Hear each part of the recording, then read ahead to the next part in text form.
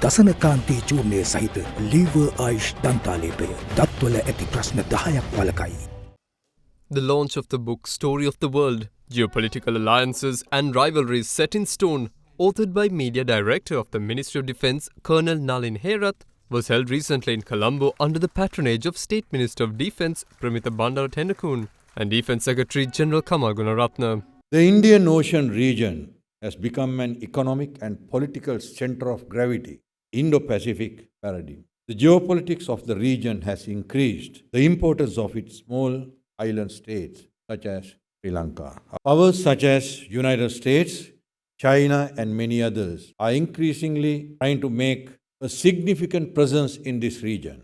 India is a basic element of the entire Indo-Pacific discourse and Indian Ocean region. Therefore, it has the greatest stakes in the region. US presence in the Indian Ocean through Quad is consequently at large, while the strategy of China makes it economic engagements as a major power projection, given its growing role in the Indian Ocean region. At such a backdrop, as the nuclear weapons capability of a country being a significant factor in power projection, we must not forget that in the regional perspectives, three neighboring countries who possesses nuclear capability in Asia are sharing their borders makes this region more volatile in terms of power projection. In the context of a national security perspective of a nation, threats that were part of a historical setting, which were a function of the geopolitical environment of a country, are now also influenced by the changing dynamics in the contemporary security environment. Today, the world we live in is not the same world, and threats are not the same threats that shaped national security in the past. As a result, and most importantly, sovereignty of a state, which earlier mentioned national security, does not have the same meaning.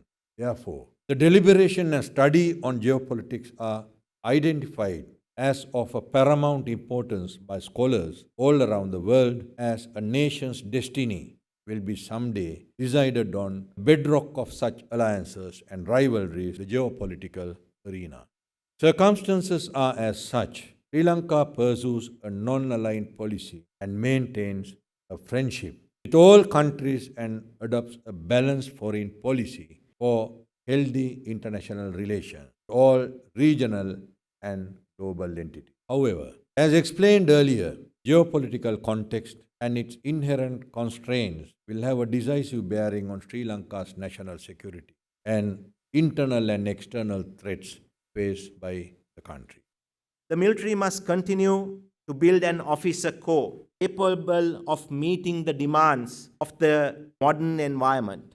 I always believe today's officer must be ready to work closely alongside governmental agencies, foreign militaries, governments, and non-governmental organizations. This requires a refined understanding of international affairs and inter-organizational coordination, and a commitment to seek innovative solutions to solve complex national and international problems. While today's military is well equipped with officers such knowledge, skills, and attitude, it seems we are not yet ready to benefit from its best talent, as we have not devised a system in the military to make the best of their academic wealth. Across the globe, militaries have made great innovations, contributed to literature in various fields. Their commitment, expertise, and experience have been utilized in various fields like management and automobile industry. So in Sri Lanka, we are at a juncture where we have to think whether we have been able to utilize the knowledge and experience of the armed forces productively.